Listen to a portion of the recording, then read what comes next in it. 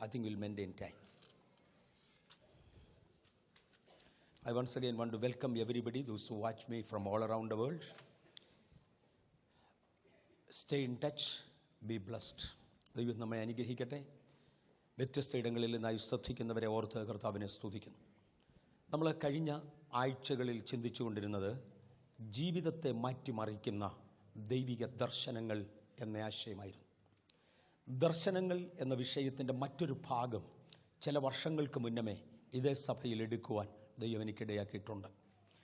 എന്നാൽ ദർശനങ്ങൾ ജീവിതത്തെ മാറ്റിമറിക്കുന്നതാണെന്നും അത് ചില ജീവിതങ്ങൾക്ക്, ചില വ്യക്തികൾക്ക് പുതിയ അവന്യൂസ് തുറന്നു കൊടുക്കുന്നതാണെന്നും ഞാൻ ഒന്നുകൂടെ അറിയിക്കട്ടെ.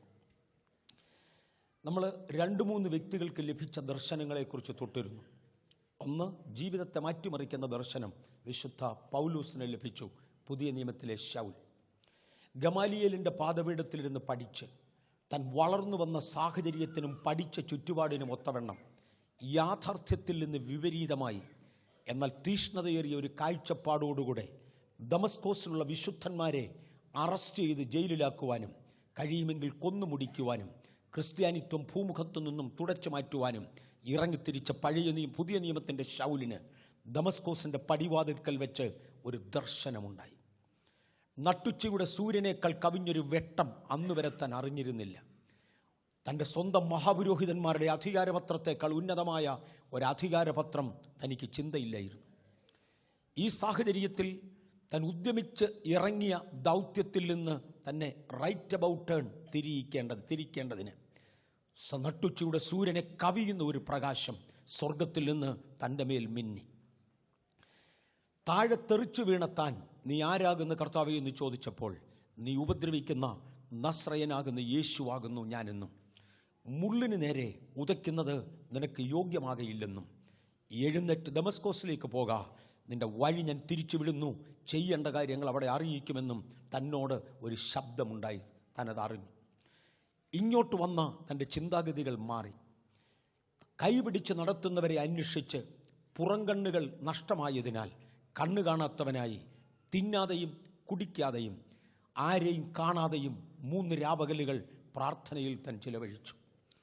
ഇതേ സമയത്ത് തന്നെ സഹായിക്കുന്നതിനുള്ള ഒരു സഹായ ദർശനം അനന്യാസ് എന്നൊരു ശിഷ്യനുണ്ടാകുകയും അദ്ദേഹം ആ ദർശനത്തെ തുടർന്ന് ശൗലിൻ്റെ അടുക്കൽ ചെന്ന് തൻ്റെ മേൽ കൈവച്ച് പ്രാർത്ഥിക്കുകയും അദ്ദേഹത്തിൻ്റെ കണ്ണിൽ നിന്ന് ചെതുമ്പൽ പോലെ ഒന്ന് വീണ് താൻ കാഴ്ച പ്രാപിക്കുകയും ദൈവത്തിൻ്റെ വഴിയിലേക്ക് തിരിയുകയും ചെയ്തു. സുവിശേഷത്തെ തൂത്ത് നശിപ്പിച്ച് മുടിച്ചു കളയേണ്ടതിന് ഇറങ്ങിത്തിരിഞ്ഞ മനുഷ്യൻ അന്ന് അറിയപ്പെട്ട ലോകം മുഴുവനും സുവിശേഷവുമായി യാത്ര ചെയ്തു. തൻ്റെ ജീവിതത്തെ മാറ്റിത്തിരിക്കുന്ന ഒരു പുതുമയുടെ ദർശനം, ഒരു ദർശനം നമുക്കൊരു പുതിയ കാഴ്ചപ്പാട് തരുന്നു. അന്ന് വരെ നമുക്ക് മറവായിരുന്ന ചിലത് ദൈവം തുറന്നു തരുന്നു. ഇന്നിതിനകത്തിരിക്കുന്ന പലരുടെയും ജീവിതത്തിൽ ലഭിച്ച ദർശനങ്ങൾക്ക് അവരനുസരണം കാണിച്ചാൽ അവരെ ദൈവം മാനിച്ചിരിക്കും. അവർ മുൻപോട്ട് പോകുവാൻ ദൈവം ഇടയാക്കും. രണ്ടാമത് നമ്മൾ ചിന്തിച്ച വ്യക്തിയായിരുന്നു യാക്കോബ്. യാക്കോബ് ദൈവത്തിൻ്റെ വിധിപ്രകാരം വിളിക്കപ്പെട്ടവനും അബ്രഹാമിനോടുള്ള വാഗ്ദത്തം കൊണ്ടു നടക്കുന്ന അബ്രഹാമിൻ്റെ അനന്തരതലമുറയിലുള്ള ദൈവിക കണ്ണിയുമായിരുന്നു. ചതിയനും മോഷ്ടാവോ വഷളനോ ഒക്കെയായി, ചതിയനായി, വാക്കുപാലിക്കാത്തവനായി, തൻകാര്യം മാത്രം നോക്കി നടന്ന ആ മനുഷ്യനെ ദൈവിക ഉദ്ദേശത്തിലേക്ക് കൊണ്ടുവരേണ്ടതിന് ജീവിതത്തെ മാറ്റിത്തിരിക്കുന്ന ഒരു ദർശനം തനിക്കുണ്ടായി. ഒരു രാത്രിയിൽ കിടന്നുറങ്ങവേ തൻ തലവണയായി വെച്ചിരുന്ന കല്ല് ഒരു തൂണായി വെക്കത്തക്കവണ്ണം തൻ്റെ ജീവിതത്തിൽ ഒരു ഏണിയുടെ ദർശനം നൽകിക്കൊണ്ട് ദൈവം യാക്കോബിനോട് ഇടപെട്ടു. ഇവരുടെ ഇരുവരുടെയും ജീവിത ശൈലി ദൈവം ആഗ്രഹിച്ചിരുന്നതായിരുന്നില്ല. പക്ഷേ രണ്ടുപേരുടെയും ജീവിതത്തെക്കുറിച്ച് ദൈവത്തിനൊരു ഉദ്ദേശമുണ്ടായിരുന്നു. ഞാൻ നല്ലതായതുകൊണ്ടല്ല, എൻ്റെ ജീവിതത്തെ നന്നാക്കുവാൻ ദൈവത്തിനുള്ളതിനാൽ ദൈവം എന്നെ ദർശനങ്ങൾ ഏൽപ്പിച്ചു എന്ന് വരും. ദൈവിക ദർശനങ്ങൾ നമ്മെ വഴിതിരിക്കുന്നതാണ്, ജീവിതത്തെ മാറ്റിമറിക്കുന്നതാണ് എന്ന് നാം ചിന്തിച്ചു. രണ്ടാമതായി, ദർശനം മങ്ങിപ്പോകാൻ പാടില്ല എന്നത് പറഞ്ഞു. വിശുദ്ധ പത്രോസ് കടലിൻ്റെ മേൽ നടക്കുവാൻ ഇറങ്ങിത്തിരിച്ചത് യേശുക്രിസ്തുവിൻ്റെ ദർശനത്തിൻ്റെ മുമ്പിലാണ്. 5 അപ്പം കൊണ്ട് 5000 പേരെ പോഷിപ്പിച്ച ശേഷം യേശു തൻ്റെ ശിഷ്യന്മാരോട് അക്കരയ്ക്ക് പോകാൻ ആവശ്യപ്പെട്ടു. അവർക്ക് വേണ്ടി ഒറ്റയ്ക്കിരുന്ന് പ്രാർത്ഥിക്കുവാൻ യേശു മലമുകളിൽ കയറി. താൻ പോകുന്ന പോക്കിലാണ് ഈ ശിഷ്യന്മാർ പോകുന്ന പോക്കിലാണ് വഴിയിൽ ശക്തിയേറിയ കൊടുങ്കാറ്റടിച്ചത്. ആ കാറ്റിനാൽ തിരകളാൽ വലഞ്ഞ് കുഴയുമ്പോൾ അവരുടെ ഉള്ളിൽ നേരത്തെ കിടന്നിരുന്നതായ ചില വ്യാജ വിത്തുകൾ, വ്യാജ ചിന്തകൾ അവരിൽ പൂത്തു കായ്ച്ചു.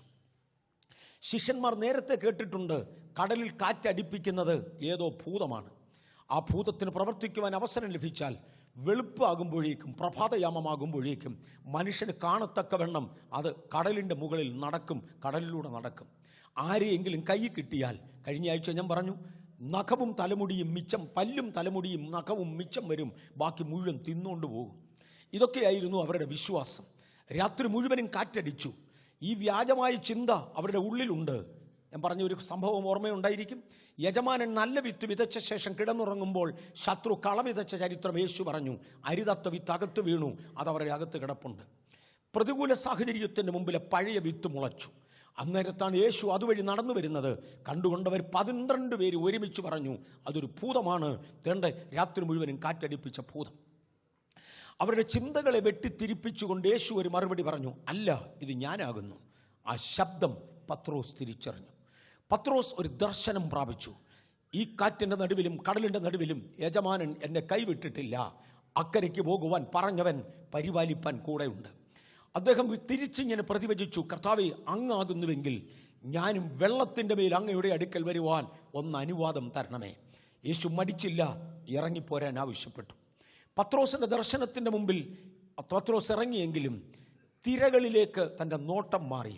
യേശുവിനെ കാണാമെങ്കിലും യേശുവിലുള്ള ദർശനം മങ്ങുകയും ചുറ്റുവട്ടങ്ങളിൽ തൻ്റെ ദർശനം പോകുകയും ചെയ്തു. താൻ താഴോട്ട് താഴാൻ തുടങ്ങി. യേശു കൈനീട്ടി അദ്ദേഹത്തെ പിടിച്ചുയർത്തി. അല്പവിശ്വാസിയെ എന്തിനു ഭയപ്പെട്ടു എന്ന് ചോദിച്ചു. യേശു പത്രോസിനോടൊപ്പം പടകിൽ കയറി. കാറ്റടങ്ങി, ശാന്തതയായി. ദർശനം മങ്ങിയാൽ നാം വീണുപോകുവാൻ സാധ്യതയുണ്ട്. ഇന്ന് അടുത്ത ഭാഗത്തേക്ക് പോകുവാൻ താല്പര്യപ്പെടുന്നു. ദർശനങ്ങളെ ഉണർത്തുന്നവനായ ദൈവം. നമ്മുടെ ദർശനം മങ്ങിത്തുടങ്ങുമ്പോൾ കർത്താവ് നമ്മെ ഉണർത്താറുണ്ട്. പത്രോസിൻ്റെ ദർശനം മങ്ങിത്തുടങ്ങി, തൻ്റെ കാഴ്ചപ്പാടുകൾ മാറിത്തുടങ്ങിയപ്പോൾ ആ ദർശനത്തെ സ്ഥിരീകരിക്കേണ്ടതിന് കൈനീട്ടി യേശു പത്രോസിൻ്റെ കൈക്ക് പിടിച്ചു. ഒരു പക്ഷെങ്കിൽ കൈനീട്ടി പിടിക്കാതെ തന്നെ പത്രോസിനെ വിടുവിപ്പാൻ കർത്താവിന് കഴിയുമായിരുന്നു. എന്നെ എന്തോ പഠിപ്പിക്കാനായിരിക്കാം അന്ന് പത്രോസിനെ കൈനീട്ടി പിടിപ്പിച്ചത്. എൻ്റെ ദർശനം മങ്ങിത്തുടങ്ങുമ്പോൾ എന്നോട് അധികം അടുത്തു വരുന്ന ദൈവത്തിൻ്റെ പ്രത്യേകത, ആരുടെയൊക്കെ ദർശനം മങ്ങിയോ അവരെയൊക്കെ ശക്തീകരിക്കുവാൻ തമ്പുരാൻ പലപ്പോഴും അടുത്തു വരാറുണ്ട്. വിശ്വാസികളുടെ പിതാവായ, പഴയ നിയമ പിതാവായ അബ്രഹാമിനെ പെട്ടെന്ന് എടുക്കാൻ താല്പര്യപ്പെടുന്നു. അബ്രഹാമിനോടുള്ള ദൈവിക വാഗ്ദത്തവും ദർശനവും കാലത്തിൻ്റെ പോക്കിൽ മങ്ങിത്തുടങ്ങി. ആരെങ്കിലും ദർശനം പ്രാപിച്ചാൽ കുറെ കാലം അതിൻ്റെ സഫലത കാണാതെ വന്നാൽ ദർശനങ്ങൾ മങ്ങുവാൻ സാധ്യതയുണ്ട്. ആ സാധ്യതയിൽ അബ്രഹാമിൻ്റെ ദർശനം മങ്ങിത്തുടങ്ങി. അങ്ങനെ എനിക്കൊരു മകനെ തരുമെന്ന് പറഞ്ഞിട്ട് ആ ദർശനത്തോടെ ഞാൻ പോകുകയാണ്. മകൻ ജനിച്ചിട്ടില്ല. ഇനി എന്താകുമെന്ന ചിന്ത അദ്ദേഹത്തിൻ്റെ അകത്ത് ആഞ്ഞടിക്കാൻ തുടങ്ങി. തൻ്റെ ഭാര്യ തന്നോട് തെറ്റായ സജഷനുകൾ പറഞ്ഞു. ചിലതിന് താൻ വഴങ്ങിപ്പോയി. ദൈവം അബ്രഹാമിനെ ഉണർത്തിക്കൊണ്ടിരുന്നു. വീണ്ടും വീണ്ടും വെളിപ്പാടുകൾ നൽകി. ഇല്ല, ഞാൻ നിനക്ക് സന്തതിയെ തരുമെന്ന് ആവർത്തിച്ച് പറഞ്ഞുകൊണ്ടിരുന്നു. ദൈവത്തിൻ്റെ പ്രത്യേകത, ദർശനങ്ങൾ മങ്ങുന്ന സാഹചര്യത്തിൽ ദർശനങ്ങളെ ഉണർത്തി തരുവാൻ, ബലപ്പെടുത്തി തരുവാൻ ദൈവം ഇടപെടാറുണ്ട്. എൻ്റെ വ്യക്തി ജീവിതത്തിൽ ദർശനങ്ങൾ മങ്ങിത്തുടങ്ങിയ അനേക ഭാഗങ്ങളിൽ ദൈവം ആ ദർശനങ്ങളെ ഉണർത്തിത്തന്ന ദൈവകൃപയ്ക്കായി സ്തോത്രം. ഇതിനകത്തിരിക്കുന്ന ആരുടെയെങ്കിലും ദർശനം മങ്ങിത്തുടങ്ങുന്നുവെങ്കിൽ അവരെ ഉണർത്തേണ്ടതിന് വേണ്ടിയായിരിക്കാം ഒരുപക്ഷെ ഈ സന്ദേശം എന്ന് ഞാൻ ഓർപ്പിക്കട്ടെ.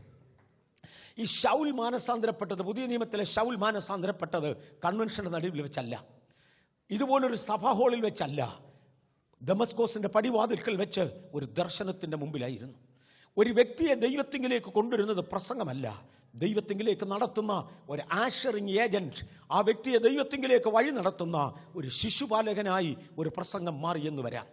പ്രസംഗത്തിൻ്റെ ഗൗരവത്തിലല്ല, ഈ പ്രസംഗത്തിലൂടെ വരുന്ന ദൈവ ശബ്ദത്തിൻ്റെ മുമ്പിൽ ഏൽപ്പിക്കപ്പെടുന്ന വ്യക്തിയിലാണ് രക്ഷയുടെ ആത്മാവ് അല്ലെങ്കിൽ രക്ഷയുടെ അനുഭവം കയറിക്കൂടുന്നത്. ഇന്ന് പകൽ ദൈവം ഒരു ദർശനം നിങ്ങൾക്ക് പകരുവാൻ എൻ്റെ വാക്കുകളെ ഉപയോഗിച്ചിരുന്നെങ്കിൽ എന്ന് ഞാൻ പ്രാർത്ഥിക്കുന്നു.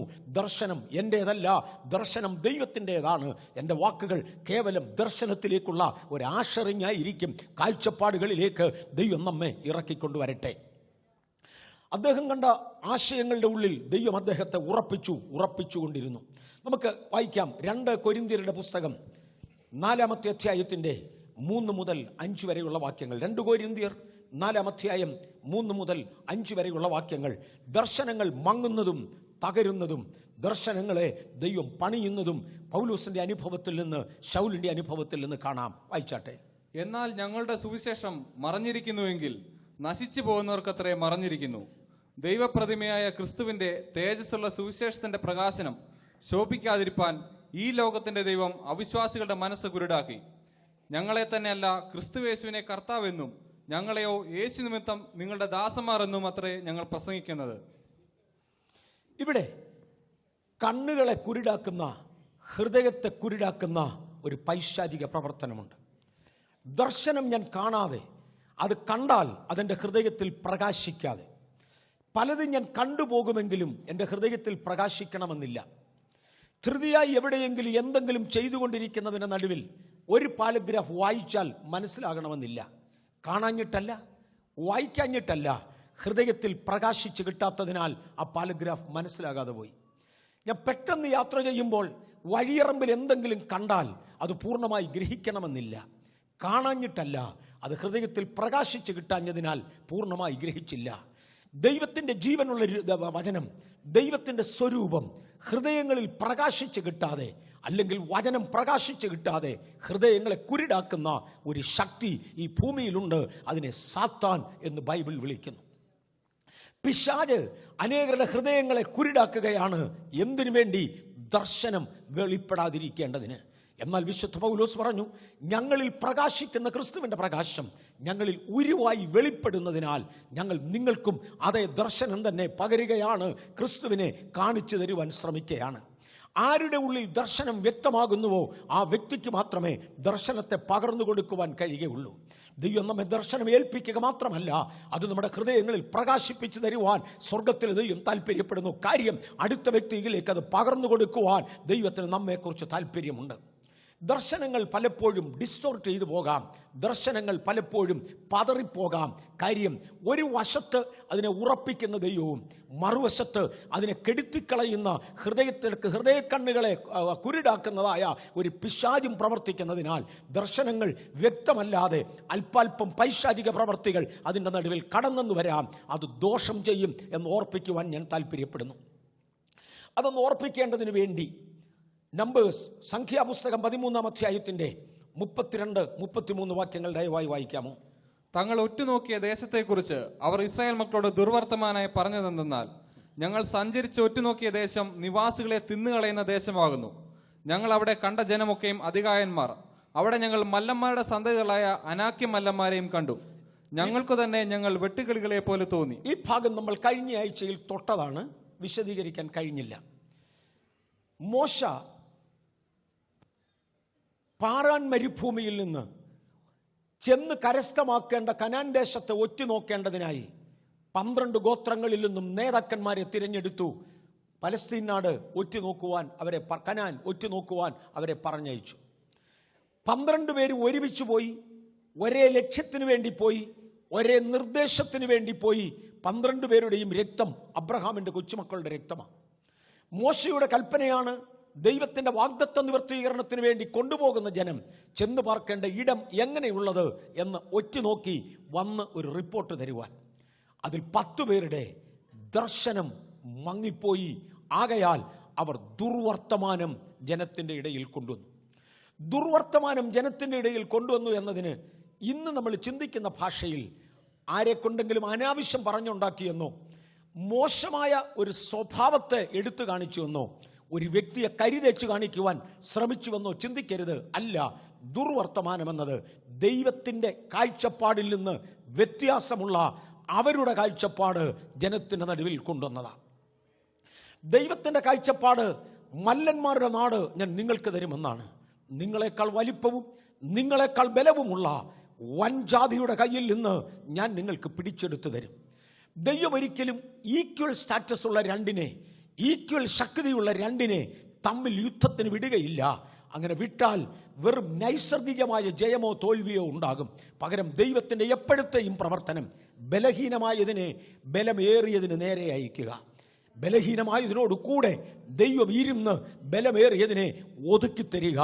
അവിടെ കൊണ്ട് മഹത്വം ദൈവത്തിനാകും, മഹത്വം നമുക്കല്ല. ദൈവം മഹത്വം എന്ന വിഷയത്തിൽ വളരെ പ്രാധാന്യം കൽപ്പിക്കും. തൻ്റെ സ്തുതി വിഗ്രഹങ്ങളുമായി പങ്കിടാത്ത ദൈവം, തൻ്റെ മഹത്വം അന്യദൈവങ്ങൾക്ക് വിട്ടുകൊടുക്കാത്ത ദൈവം, മനുഷ്യനുമായി മഹത്വം പങ്കുവെക്കാത്തവനായ ദൈവം, വിഗ്രഹങ്ങൾക്ക് സ്തുതി വിട്ടുകൊടുക്കാത്ത, മനുഷ്യനുമായി മഹത്വം പങ്കുവെക്കാത്ത, തൻ്റെ ബലം അന്യദൈവങ്ങളുമായി താരതമ്യം ചെയ്യുവാൻ കഴിയാത്തതെന്ന് തെളിയിക്കുന്ന നമ്മുടെ ദൈവത്തിന് ആവശ്യം തൻ്റെ മഹത്വം തനിക്ക് ലഭിച്ചിരിക്കണം. ദൈവം നമ്മുടെ കയ്യിൽ നിന്ന് പണം ആവശ്യപ്പെടുന്നില്ല. സഭയ്ക്ക് പണം ആവശ്യമായേക്കാം, നിങ്ങളത് കൊടുക്കുന്നവരാണ്. ദൈവം നമ്മുടെ കയ്യിൽ നിന്ന് ഭക്ഷണ സാധനങ്ങൾ ആവശ്യപ്പെടുന്നില്ല. ദൈവത്തിന് വിശക്കുന്ന ഒരു സമയമില്ല. നമ്മുടെ കൂട്ടു സഹോദരന്മാർക്ക് ഭക്ഷണ സാധനങ്ങൾ ആവശ്യമായി വരുമ്പോൾ നാം എത്തിച്ചു കൊടുത്തേക്കാം. അതൊക്കെ ദൈവപ്രസാദമുള്ള കാര്യമാണ്. പക്ഷേ ദൈവത്തിന് വിശക്കാറില്ല, ദാഹിക്കാറില്ല, ദൈവത്തിന് ദാരിദ്ര്യം വരാറില്ല. അതുകൊണ്ട് ദൈവം ഇതൊന്നും ചോദിക്കാറില്ല. ദൈവത്തിന് ഇത് വേണ്ട.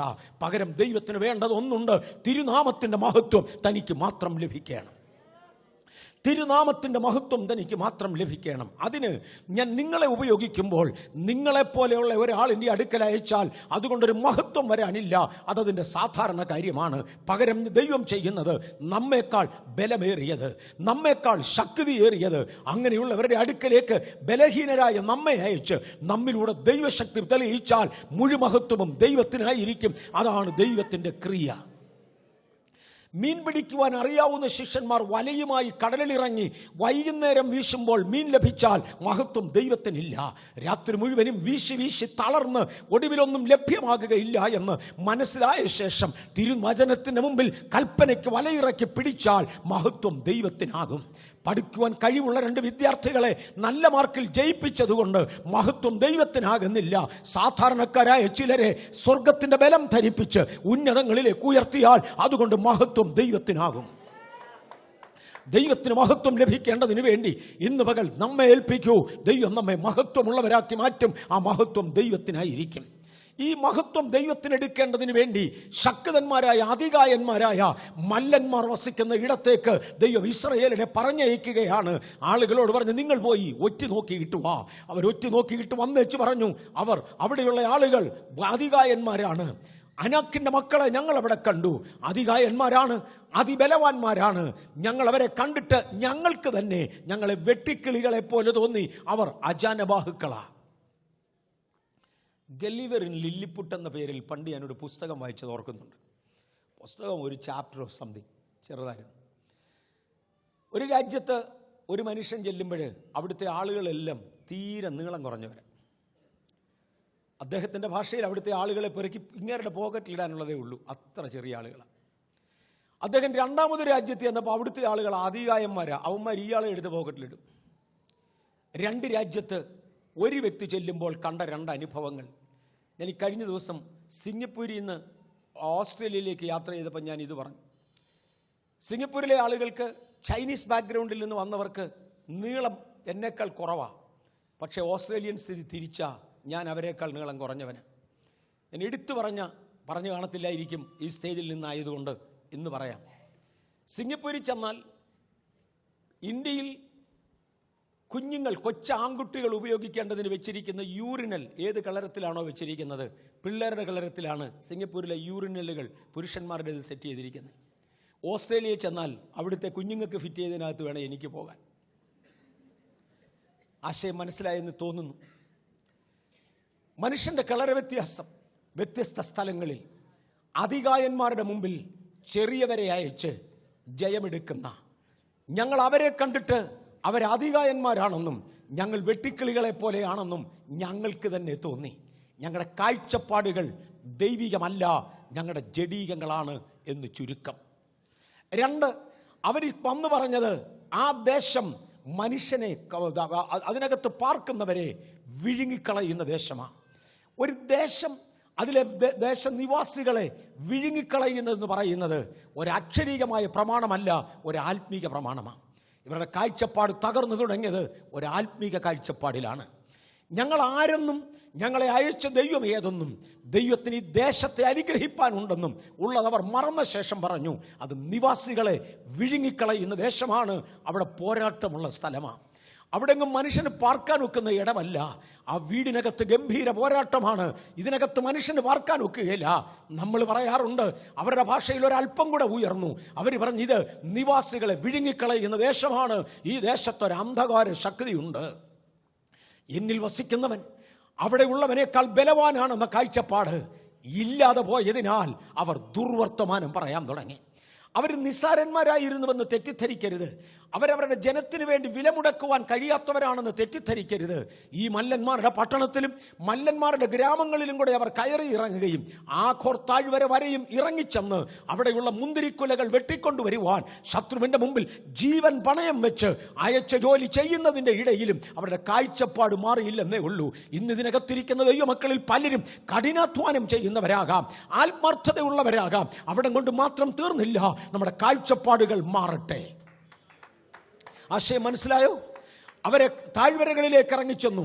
അനാഖ്യ മല്ലന്മാർ പാർക്കുന്ന ഇടത്ത്, ഇരുമ്പ് രഥങ്ങളുള്ളവരുടെ നടുവിൽ, അതികായന്മാരുടെ നടുവിൽ ജീവൻ പണയപ്പെടുത്തി ഇറങ്ങിപ്പോയവരാണ് അവര്.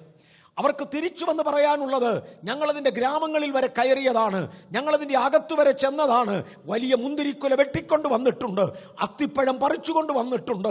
പക്ഷേ ഒന്ന്, ആത്മീക കാഴ്ചപ്പാടിൽ നാം അവരെക്കാൾ നിസ്സാരന്മാരാണെന്നും അവിടുത്തെ ദൈവങ്ങൾ ജീവിതങ്ങളെ വിഴുങ്ങുന്നതാണെന്നും അഥവാ ദേശം നിവാസികളെ തിന്നുകളയുന്നതാണെന്നും ഞങ്ങൾ കണ്ടിരിക്കുന്നു. ആത്മീക അന്ധത അല്ലെങ്കിൽ ഡിസ്റ്റോർട്ടഡ് വിഷൻ, മങ്ങിപ്പോയ കാഴ്ചപ്പാട്, അവിടുത്തെ ദേശശക്തികൾ അവരെ സ്വാധീനിക്കുകയും അവരുടെ കാഴ്ചപ്പാട് മങ്ങുകയും ചെയ്തു. 2, അനഖ്യമല്ലന്മാരെ ഞങ്ങൾ അവിടെ കണ്ടു.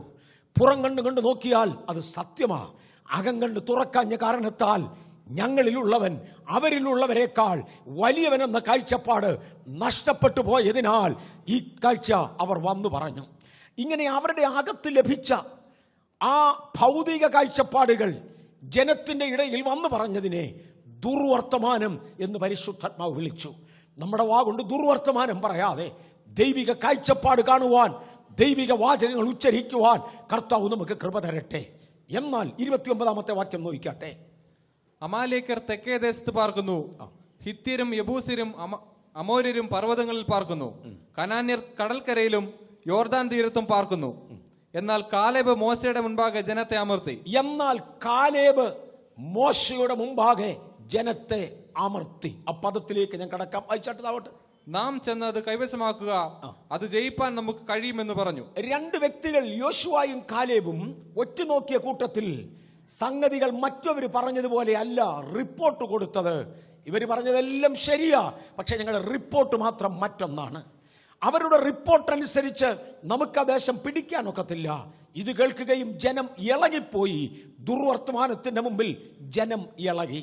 ജനത്തെ ഇളകുക എന്ന വാക്കുകൊണ്ട് കൈയടിച്ചെന്നും ആഘോഷം പ്രകടിപ്പിച്ചു എന്നുമല്ല, അവരുടെ നിരാശ പ്രകടിപ്പിച്ചു.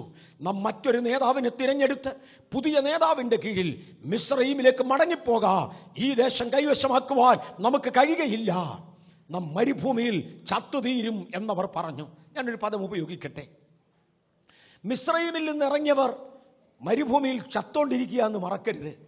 ആ തലമുറയോട് തമ്പുരാന് നീരസം തോന്നിയതിനാൽ, അവരെ തകർത്ത് കളവാൻ ദൈവം തീരുമാനിച്ചതിനാൽ, ദൈവത്തിന്റെ കാഴ്ചപ്പാടിൽ നിന്നാകുന്നതിനെ ദൈവം മരുഭൂമിയിൽ തകർത്തുകൊണ്ടിരിക്കുന്ന ആ സംഭവം അവർ ജനത്തിന്റെ മുമ്പിലോട്ട് കാണിച്ചു കൊടുത്തു. സറൗണ്ടിങ്സിൽ നടക്കുന്നത്, ചുറ്റുവട്ടങ്ങളിൽ നടക്കുന്നത് കണ്ടംപററി മൂവ്മെന്റ്സ് അവിടെ നടക്കുന്നു, ഇവിടെ നടക്കുന്നു. ജനം ചത്തുകൊണ്ടിരിക്കുന്നു, ജനം മരിച്ചു വീഴുന്നു. നമ്മളെല്ലാവരും മരുഭൂമിയിൽ മരിച്ചു തീരുന്നതിന് മുന്നമേ മടങ്ങിപ്പോകാ എന്ന് പറഞ്ഞുകൊണ്ട് അവരൊരു തിരഞ്ഞെടുപ്പിന് തയ്യാറായി, അവരൊരു ഇലക്ഷന് തയ്യാറായി. എന്നാൽ അത് ജനത്തെ നശിപ്പിച്ച് കളയുന്ന, ഇളക്കി വിടുന്ന ഒരു മൂവായിരുന്നുവെന്ന് മറക്കരുത്. അവരുടെ കാഴ്ചപ്പാടുകൾ അധപ്പതിച്ചതിനാൽ അവർ ജനത്തെ ഇളക്കി കളഞ്ഞു, അവർ ജനത്തെ ഇളക്കി വിട്ടു. കാലേബ് മോശയുടെ മുമ്പാകെ ജനത്തെ അമർത്തി.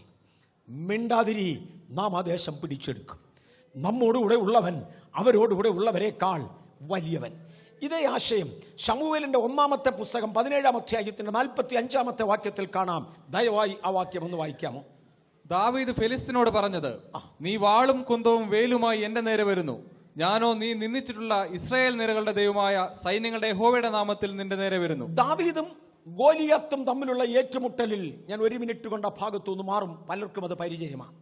ദാവീദും ഏലിയാവും ഗോലിയാത്തും തമ്മിലുള്ള ഏറ്റുമുട്ടലിൽ അജാനബാഹുവായ വലിയ ആയുധങ്ങൾ വഹിച്ചവനായ ഗോലിയാത്ത് വന്ന് തൻ്റെ ദേവന്മാരുടെ നാമം ചൊല്ലി ദാവീദിനെ ശപിക്കുകയും, ഞാൻ ഇന്ന് നിന്റെ മാംസം ആകാശത്തിലെ പറവകൾക്കും വയലിലെ മൃഗങ്ങൾക്കും കാട്ടുമൃഗങ്ങൾക്ക് വരെ ഇരയാക്കി കൊടുക്കുമെന്ന് ഭീഷണി പറയുകയും ചെയ്തു. ബഹുദൈവ വിശ്വാസികളായിരുന്ന ഫെലിസ്ത്യരുടെ നേതാവായിരുന്നവൻ അവന്റെ ദേവന്മാരുടെ നാമം ചൊല്ലി ഈ ദാവീദിനെ ശപിക്കുമ്പോൾ അദ്ദേഹം പറഞ്ഞൊരു മറുപടിയാണ്, നീ നിന്ദിച്ച ഇസ്രായേൽ നിരകളുടെ ദൈവങ്ങളായല്ല ദൈവമായ യഹോവയുടെ നാമത്തിൽ ഞാൻ നിന്റെ നേരെ വരികയാണ്. നീ വടിയും വാളും വേലുവുമായി കുന്തവുമായി എൻ്റെ നേരെ വരുന്നു. എൻ്റെ ആയുധം എൻ്റെ പൂണിയിൽ കിടക്കുന്ന 5 കല്ലല്ല, എൻ്റെ അരയിൽ കെട്ടിയിരിക്കുന്ന കവണയല്ല. നീ നിന്ദിച്ച ഇസ്രായേൽ നിരകളുടെ ദൈവമായ യഹോവയാണ് എൻ്റെ ആയുധം. ദൈവത്തിന്റെ വചനത്തിലും തിരുനാമത്തിലും ബേസ് ചെയ്ത ഒരു കാഴ്ചപ്പാടാണ് ദാവീദിന്റെ കാഴ്ചപ്പാട്. 2 കാഴ്ചപ്പാടുകൾ. ഒന്ന്, ഡിസ്റ്റോർട്ടഡ്, തകർന്നുപോയ, വളഞ്ഞുപോയ, അധപ്പതിച്ചുപോയ, രൂപം മാറിയ ഒരു കാഴ്ചപ്പാട്. ഈ ലോകത്തിന്റെ പ്രഭു ചിലതിന്റെ മനസ്സ് കുരുടാക്കാൻ ശ്രമിക്കവേ, കംപ്ലീറ്റ് കുരുടാകുന്നതിന് മുന്നമേ ഡിസ്റ്റോർട്ട് ചെയ്തു പോയ, വളഞ്ഞുപോയ ഒരു കാഴ്ചപ്പാട്. നീ കാണുന്ന കാഴ്ചപ്പാട് അവരുടെ വലിപ്പമാണ്, ഞാൻ കാണുന്ന കാഴ്ചപ്പാട് ഞാൻ നിൽക്കുന്ന നാമമാണ്. നീ കാണുന്ന കാഴ്ചപ്പാട് അവന്റെ കയ്യിലെ ആയുധമാണ്, ഞാൻ കാണുന്ന കാഴ്ചപ്പാട് എന്നെ ശക്തനാക്കുന്നവനെയാണ്. അവൻ മുഖേന ഞാൻ ഇതിലൊക്കെയും ജയം പ്രാപിക്കുമെന്നതാണ്. ആമേൻ. 2 കാഴ്ചപ്പാടുകൾ. ഒന്ന്, വളഞ്ഞുപോയ കാഴ്ചപ്പാട്. ജനത്തോട് അവർ പറഞ്ഞു, ഇല്ല, നാം ആ ജാതിയെ ജയിക്കയില്ല. അവർ ജനത്തെ ഇളക്കുമ്പോൾ കാലേബ് ജനത്തെ അമർത്തുകയാണ്. ഇല്ല, നാം ആ നാട് പിടിച്ചെടുത്തിരിക്കും. കാര്യം ദൈവം നമ്മെ അയച്ചതാ. കഴിഞ്ഞ ആഴ്ചയിൽ ഞാനൊന്ന് തൊട്ടു. 45 വർഷങ്ങൾക്ക് ശേഷം, മറക്കരുത്, 40ാമത്തെ വയസ്സിലെ ആരോഗ്യത്തിന്റെ തിളപ്പിൽ നിൽക്കുമ്പോൾ വിളിച്ചു പറഞ്ഞ ജഡീക വാക്കുകളായിരുന്നു ഇതെങ്കിൽ 85ാമത്തെ വയസ്സിൽ ചോരത്തിളപ്പ് മാറുമ്പോൾ ഈ പദങ്ങൾ മാറിയേനെ. ഈ പണ്ടൊരിക്കലൊരു പാമ്പ് ഒരു തവളെ പിടിച്ച കഥ മലയാളത്തിലെ പഴങ്കഥയാണ്. ഒരു പാമ്പ് ഒരു തവളെ പിടിച്ചു കാണും, ഞാൻ കണ്ടില്ല. കഥ ഇങ്ങനെയാണ്. തവളയുടെ കാലിലായിരിക്കും ഈ പാമ്പ് കയറി പിടിക്കുന്നത്. പിടിച്ചുടനെ അവൻ ഒരൊറ്റ ചാട്ടമാണ്, ഇപ്പം പോകുമെന്നും പറഞ്ഞാൽ പുള്ളി ചാടിയത്. കുറച്ചു നേരം ചാടിയിട്ടും പോകുന്നില്ല, കരിമം പിടിവിടുന്നില്ല. കുറച്ച് കഴിഞ്ഞപ്പോൾ കാല് 2 അങ്ങ് വിഴുങ്ങി, ശരീരത്തിൻ്റെ പകുതി വരെ അങ്ങ് വിഴുങ്ങിക്കഴിഞ്ഞപ്പോൾ തവള പറഞ്ഞ വിട്ടാ ഞാൻ പോകുന്നു, വിട്ടാൽ പോവും. ആദ്യം ഇപ്പം പോകുന്നായിരുന്നു. ശകലം കഴിഞ്ഞപ്പോൾ തവള പറഞ്ഞു വിട്ടാ പോകുന്നു. ഒടുവിൽ വിഴുങ്ങി അതിൻ്റെ മൂക്ക് പാമ്പിൻ്റെ വായിലോട്ട് കയറുമ്പം പറഞ്ഞു, ഇനിയും വിട്ടാലും പോകത്തില്ല. ആദ്യത്തെ ചാട്ടമല്ല, 40ാം വയസ്സിലെ ചാട്ടമല്ല, 85ാമത്തെ വയസ്സിൽ ശരീരത്തിൻ്റെ സ്ഥിതിഗതികൾ മാറി. മസിലുകൾ അവരുടെ പരാജയം സമ്മതിച്ചു. രക്തത്തിൻ്റെ ചോരത്തിളപ്പ് മാറി. 40ാമത്തെ വയസ്സിൽ ഒരു ദൈവിക ദർശനത്തിൻ്റെ മുമ്പിൽ അനാഥ്യമല്ലന്മാരുള്ള നാട് നാം പിടിച്ചടക്കുമെന്ന് പറഞ്ഞവൻ 85ാമത്തെ വയസ്സിൽ പറഞ്ഞു, ഇന്നും എനിക്ക് ആ ബലമുണ്ട്. സത്യത്തിൽ ഇത് ശരീരത്തിന്റെ ബലമല്ല, അത് ഹൃദയത്തിന്റെ ബലമാണ്. അത് എവിടെ നിന്ന് വന്നതാണ്? പിശാച് എൻ്റെ മനസ്സിനെ കുരുടാക്കാൻ ഞാൻ വിട്ടുകൊടുത്തിട്ടില്ല. എൻ്റെ ദർശനം മങ്ങിയിട്ടില്ല. മങ്ങാത്ത ദർശനങ്ങൾ നമ്മുടെ കയ്യിൽ ഏൽപ്പിക്കുന്ന നമ്മുടെ ദൈവത്തെ വാഴ്ത്തും. ഒരിക്കലൊരാള് സുവിശേഷ പ്രവർത്തനത്തിന്റെ മുമ്പിൽ ഞാൻ പറഞ്ഞ ഒരു വാക്കിന്റെ മുമ്പിൽ അദ്ദേഹം പറഞ്ഞു, ഇത് നിന്റെ ആരംഭശൂരത്വമാണ്. ദൈവത്തിന്റെ കരുണയാൽ 52-54 വർഷമായി ആരംഭശൂരത്വത്തിൽ നിർത്തുന്ന ദൈവത്തെ നന്ദിയോടെ സ്തുതിക്കുന്നു. ആരംഭശൂരത്വം നല്ലതാ, അതിൽ നിലനിൽക്കാൻ കഴിയണം. വിഷൻസ് മാങ്ങിപ്പോകാതെ, വളഞ്ഞു പോകാതെ, കാഴ്ചപ്പാടുകൾ നേരെയാകുവാൻ കഴിഞ്ഞാൽ ദൈവത്തിന് നമ്മെ ഉപയോഗിപ്പാൻ കഴിയും. ദൈവത്തിൻ്റെ തത്വം നമ്മുടെ ദർശനങ്ങളെ നേരെ നിർത്തുകയാണ്. ഹൃദയത്തെ കുരുടാക്കുന്ന ഒരു ശക്തി ഒരിടത്തൂടെ വരുമ്പോൾ ഹൃദയത്തെ പ്രകാശിപ്പിക്കുന്നത് ഞങ്ങളിൽ പ്രകാശിക്കുന്നുവെന്ന് 2 കൊരിന്ത്യർ വിശുദ്ധ പൗലോസ് പറഞ്ഞതുപോലെ ഇന്ന് പകൽ ഇതിനകത്തുനിന്ന് ചിലരും കൂടെ അത് പറയട്ടെ. വർഷങ്ങൾ കഴിഞ്ഞാൽ യേശുവിന്റെ മടങ്ങിവരവിന് താമസമുണ്ടെങ്കിൽ പട്ടണം പിടിക്കുമെന്ന് തീർത്തെന്ന് പറയുവാൻ മങ്ങാത്ത ദർശനങ്ങൾക്കായി ഞാൻ ദൈവത്തെ സ്തുതിക്കുന്നു. ഏലിയാവിന്റെ ദർശനം ഒരിക്കലൊന്ന് മങ്ങിത്തുടങ്ങി. അദ്ദേഹം പറഞ്ഞു, മതി യഹോവേ മതി. ഓ ദൈവത്തിന് സ്തോത്രം. ഇസബേലിന്റെ മേശയിൽ ഭക്ഷിച്ചു വരുന്ന 400 പ്രവാചകന്മാരെയും അശേരയുടെ 400 പ്രവാചകന്മാരെയും ആകെ 850 എണ്ണത്തെ വെട്ടി തകർക്കുവാൻ ഒരിക്കൽ ദർശനം പ്രാപിച്ചവൻ അടുത്ത ചില മണിക്കൂറുകൾ കഴിഞ്ഞപ്പോൾ ഇസബേലിന്റെ വാക്കിന്റെ മുമ്പിൽ, ഭീഷണിയുടെ മുമ്പിൽ തന്റെ ദർശനം വികടമാകുകയും ദൈവത്തോടൊരു വിളി വിളിച്ചു, മതി യഹോവേ മതി, എന്റെ ജീവനെ എടുത്തുകൊള്ളണമേ.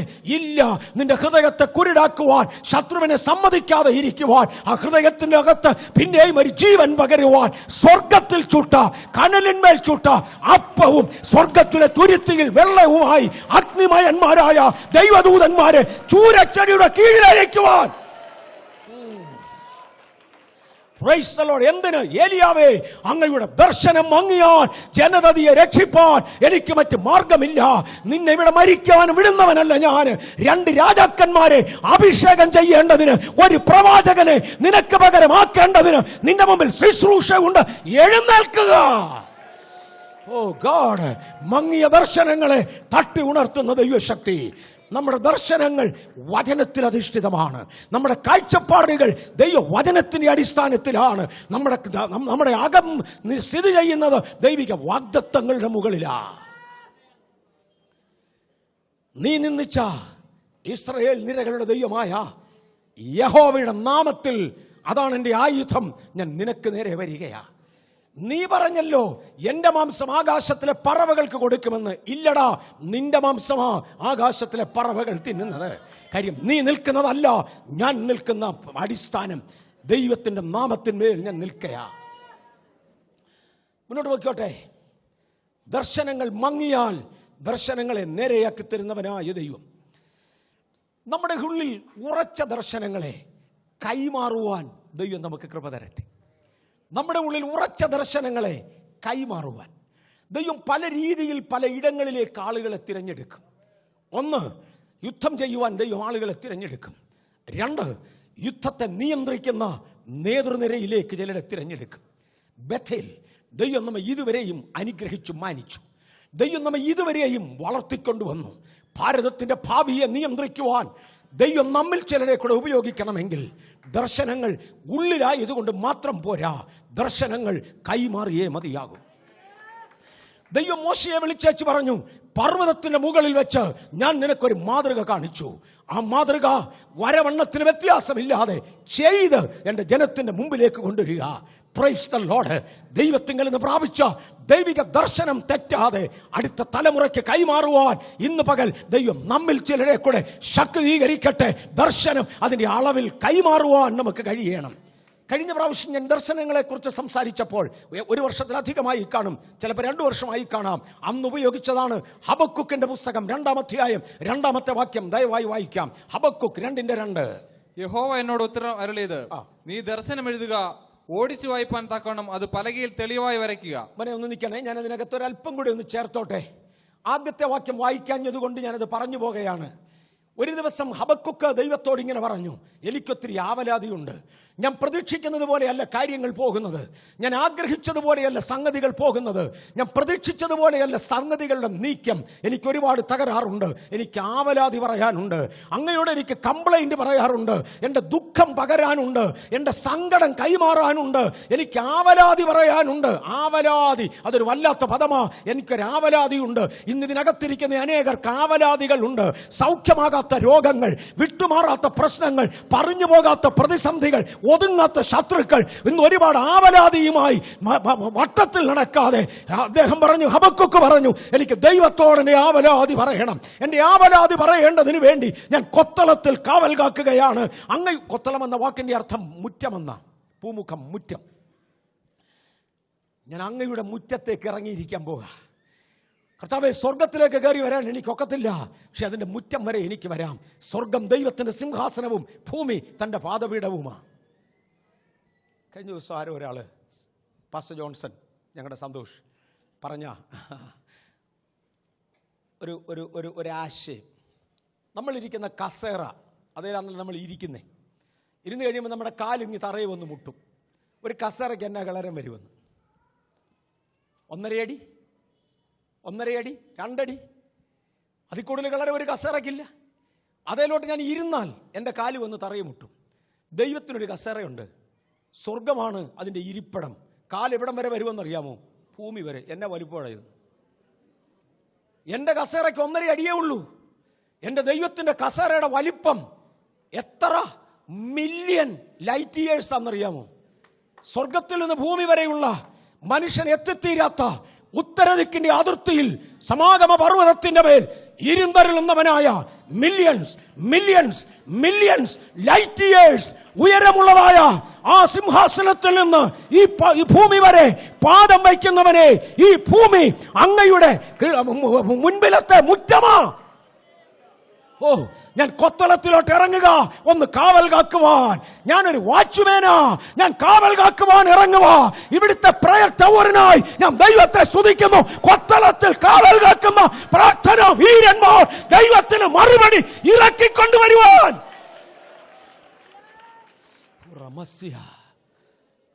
നമ്മൾ ഈ കാണിക്കുന്നതൊന്നും ഭ്രാന്തല്ല, ഈ കാണിക്കുന്നത് ഭോഷ്കല്ല. 1-ാം വാക്യം ഒന്ന് വായിച്ചാട്ട് പോണേ. Let us not leave it. ദൈവവചനമല്ലേ, ദൈവവചനം. ഞാൻ കൊത്തളത്തിൽ നിന്ന് കാവൽ കാത്തുകൊണ്ട്, ഓ ഗോഡ്, ഞാൻ കൊത്തളത്തിൽ കാവൽ കാത്തുകൊണ്ട്, എന്റെ ദൈവത്തിന്റെ പടിപ്പുരക്കൽ കാവലിരുന്നു കൊണ്ട്, ഇന്ന് പകൽ ചിലരൂടെ പറയുമോ, എന്റെ പട്ടണത്തിന്റെ വിടുതലിന് വേണ്ടി, എന്റെ ദേശത്തിന്റെ വിടുതലിന് വേണ്ടി ഞാൻ കൊത്തളത്തിൽ കാവൽ കാക്കാൻ പോകുകയാണ്. 6 മണിക്കൂറോ 12 മണിക്കൂറോ കൂടുതലാന്ന് പറയുന്നവർ കാണും. ഇല്ല, യുഗങ്ങളിരുന്നാൽ തെറ്റില്ല. കാര്യം ഇത് വലിയവനായ ഒരു ദൈവമാ. ഞാൻ കൊത്തളത്തിൽ കാവൽ കാത്തുകൊണ്ട്, വായിച്ചു, അവൻ എന്നോട് എന്തരുളി ചെയ്യുമെന്നും എന്റെ ആവലാതി സംബന്ധിച്ച് ഞാൻ എന്ത് ഉത്തരം പറയേണ്ടു എന്നും കാണേണ്ടതിന് ദൃഷ്ടിവെക്കും. ഞാന് ദൈവത്തിന്റെ മുമ്പിൽ ഒന്ന് പോയി ഇരിക്കാൻ പോകാ. എന്തിനു വേണ്ടി? എന്റെ ആവലാതിക്ക് എന്ത് മറുപടി ഉണ്ടെന്ന് എനിക്കൊന്നറിയണം. എന്റെ പ്രാർത്ഥനയുടെ മറുപടി എന്തെന്ന് എനിക്കറിയണം. ഞാൻ കാവൽ കാത്തുകൊണ്ടിരിക്കുമ്പോൾ മറുപടി വായിച്ചാട്ടെ. യഹോവ എന്നോട് ഉത്തരമരുളിയത്, നീ ദർശനം എഴുതുക, ഞാൻ തനിക്കൊരു ദർശനം തരികയാ.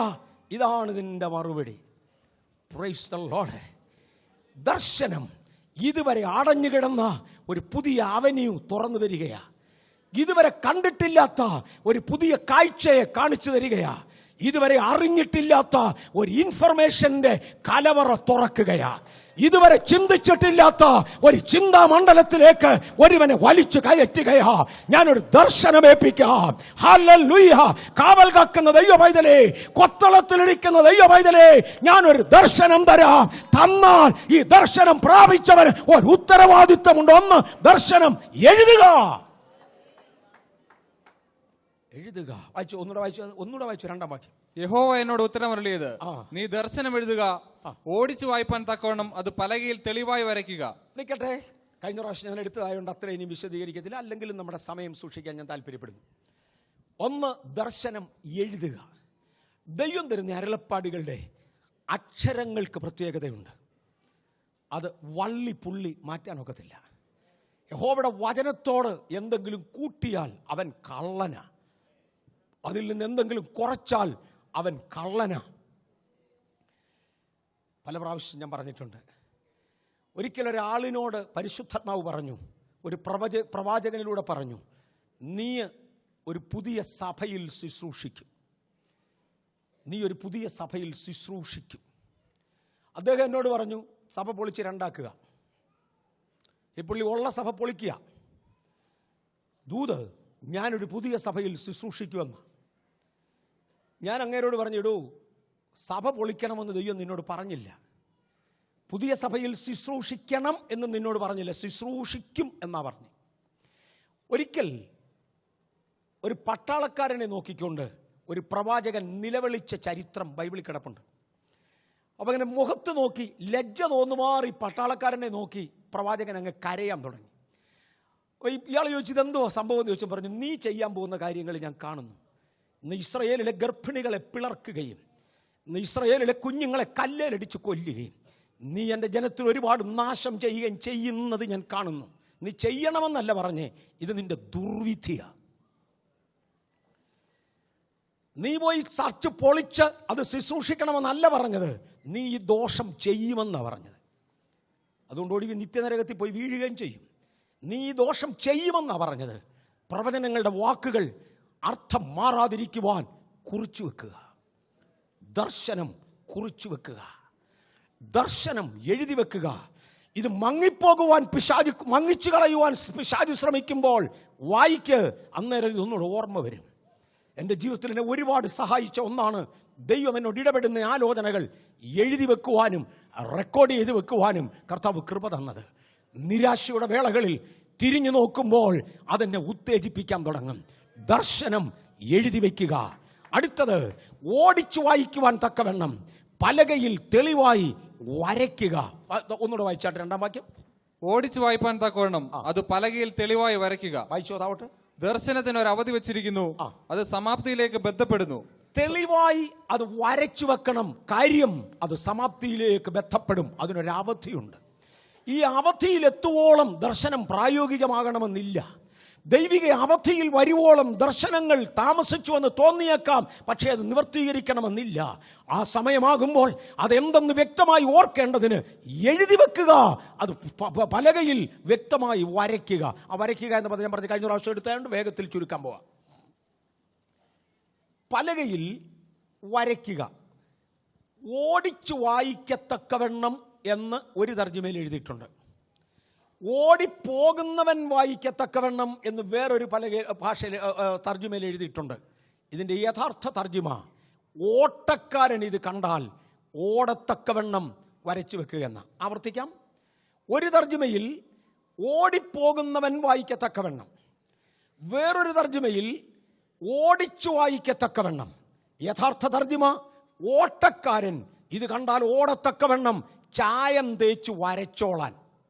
ഞാൻ അതിന് കഴിഞ്ഞ പ്രാവശ്യം പറഞ്ഞ ഉദാഹരണം ആവർത്തിക്കാൻ താല്പര്യപ്പെടുന്നു.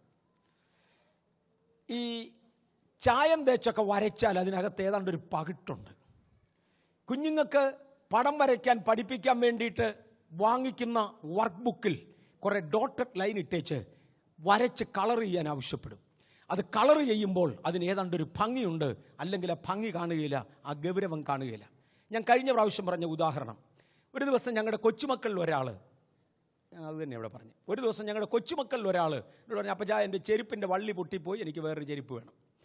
ഒരു പക്ഷേ അവന് ചെരുപ്പ് വീട്ടിൽ തന്നെ കണ്ടേക്കാം, തപ്പിയെടുക്കണ്ട, എന്നോട് പുതിയത് അങ്ങ് ചോദിച്ചല്ലേ, അങ്ങ് വാങ്ങിച്ചു കൊടുത്തേക്കാമെന്ന് ഓർത്തു. ഞാൻ പറഞ്ഞു, വാ എനിക്കൊരു മോട്ടോർ സൈക്കിളുണ്ട്, വാ കടയിലോട്ട് പോയി ഒരു ചെരുപ്പ് ഇഞ്ഞ് വാങ്ങിച്ചുകൊണ്ടിരാം. അപ്പോൾ ഒരു പുള്ളി ചെരുപ്പ് വാങ്ങിക്കാനായിട്ട് എൻ്റെ മോട്ടോർ സൈക്കിളിൽ ചാടി കയറിയപ്പം വേറൊരുത്തൻ ചുമ്മാ കയറിയിരുന്നു. ചുമ്മാ യാതൊരു കാര്യം ഉണ്ടായിട്ടില്ല, ചുമ്മാ കയറിയിരുന്നു. അങ്ങനെ രണ്ടുപേരെയും കൊണ്ട് ഞാൻ കടയിൽ ചെന്നു. ചെരുപ്പില്ലാത്ത പുള്ളിക്ക് ഒരു ചെരുപ്പ് കൊടുക്കാൻ പറഞ്ഞു. അപ്പോൾ അയാൾ 2 നിറത്തിലുള്ള ചെരുപ്പ് എടുത്ത് ഇട്ട് കൊടുത്തു. ഇതിലേതാ വേണ്ടതെന്ന് ചോദിച്ചു. കുഞ്ഞ് ഒരെണ്ണം സെലക്ട് ചെയ്തു. സെലക്ട് ചെയ്തപ്പോൾ മറ്റേ പുള്ളി പറയുക, അപ്പച്ചാ ആ കളറിൽ എനിക്ക് ചെരുപ്പില്ല, എനിക്കൊന്നുകൂടെ വേണം, ആ കളറിൽ എനിക്ക് ചെരുപ്പില്ല. ഞാൻ പറഞ്ഞു, കുഴപ്പമില്ല, നിനക്ക് വേറെ ഉണ്ടല്ലോ, പക്ഷേ എനിക്ക് ഈ കളർ വലിയ ഇഷ്ടമാണ്. അപ്പോൾ ഈ കളറിൽ ഒരു ചെരുപ്പ് എനിക്കിവിടെ വേണം. ഇത് കേൾക്കാഞ്ഞിരിക്കുക കടക്കാരൻ. വേണ്ട എന്ന് ഞാൻ പറഞ്ഞപ്പോഴത്തേക്ക് അവൻ എടുത്ത് കൊച്ചിൻ്റെ കൊണ്ട് കൊടുത്തു കഴിഞ്ഞു. അവൻ പഴയ ചെരുപ്പങ്ങ് വാങ്ങിച്ച് പാക്ക് ചെയ്ത് വെച്ച് പുതിയത് ഇവൻ്റെ കാലയിലങ്ങ് ഇട്ടു കൊടുത്തു. ഇനിയിപ്പോൾ എങ്ങനെ ഞാൻ ഊരാൻ പറയുക? അപ്പോഴാദ്യത്തെ വന്ന് തുടങ്ങി, അച്ചാത്തിന് 2 ചെരുപ്പുണ്ട്, എനിക്കും വേണം 2. പറ. ഇത് കേൾക്കുന്ന താമസം കടക്കാരൻ മറ്റേ കളറിലൊരെണ്ണം എടുത്ത് ഇവനും കൊടുത്ത്, ഇത് ആദ്യത്തെ ഇട്ടത് പൊതിഞ്ഞു കെട്ടി. ഒരു ചെരുപ്പ് വാങ്ങിക്കാൻ പോയി എനിക്ക് 4 ആയി. അപ്പം ഇങ്ങോട്ട് ഇറങ്ങാൻ നേരം കടക്കാരനോട് ചോദിച്ചു, അല്ല സാറിനൊന്നും എടുത്തില്ലല്ലോ. ഞാൻ പറഞ്ഞു, എനിക്ക് ആവശ്യം പോലെ വീട്ടിൽ കിടക്കുന്നു. അല്ല സാറേ, ഇതൊരു പുതിയ മോഡലാണ്. ചെറുക്കൻ അത് കൈ നീട്ടിഞ്ഞ് വാങ്ങിച്ചു. ഒത്തല്ലോ. 1 പേർ ചെരുപ്പെടുക്കാൻ പോയ ഞാൻ 5 പേർ ചെരുപ്പുമായിട്ടാണ് വീട്ടിലോട്ട് വരും. ചിലപ്പോൾ ഇവിടെ കൊണ്ട് വെച്ച് ഇതെന്തൊരു പരിപാടിയാണ്, ഇത് എന്തിനും എവിടെ കൊണ്ട് വെക്കാനായത്? ഞാൻ പറഞ്ഞാ ഇതെന്തിനും ഇത്രയും വാങ്ങിച്ച്? അതിപ്പോൾ എനിക്കും അറിയാൻ വയ്യ.